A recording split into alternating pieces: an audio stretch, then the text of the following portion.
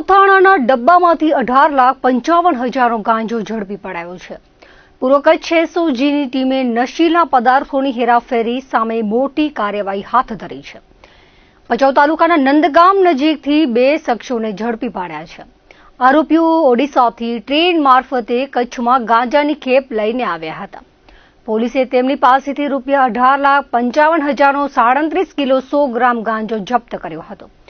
ચોંકાવનારી બાબત એ છે કે આરોપીઓએ પોલીસની નજરથી બચવા માટે ગાંજાને ડબ્બામાં ખૂબ જ ચાલાકીપૂર્વક સંતાડ્યો હતો। ડબ્બાના ઉપરના ભાગમાં અથાણું ભરવામાં આવ્યું હતું, જ્યારે નીચેના ભાગમાં ગાંજાના પેકેટ છુપાવવામાં આવ્યા હતા। પરંતુ એસઓજીને મળેલી બાતમીના આધારે કામગીરી કરવામાં આવી હતી। તપાસમાં આખો ભાંડો ફૂટી ગયો હતો। ઝડપાયેલા આરોપીઓ રુદ્ર પ્રધાન, બાબુલાલ પ્રધાન અને પિન્ટુદાસ બંસીદાસ હોવાનું બહાર આવ્યું છે। બંને આરોપીઓ વિરુદ્ધ એનડીપીએસ એક્ટ હેઠળ ગુનો નોંધી વધુ તપાસ હાથ ધરવામાં આવી છે।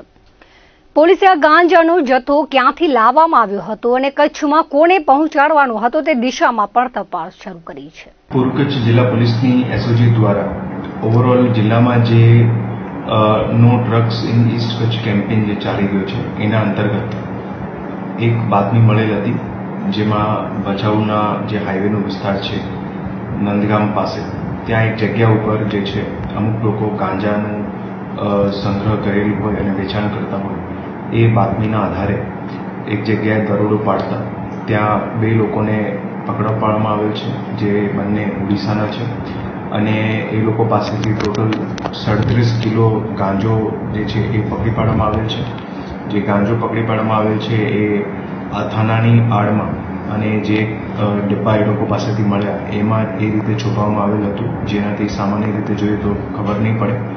અને આ જે કાર્ય કરવામાં આવેલ છે એમાં 2 લોકોને પકડી પાડવામાં આવેલ છે, જે બંને લોકો ઓડિશાના છે, ગંજામના, અને આગળની કાર્યવાહી અને તપાસ એમાં કરવામાં આવેલી છે।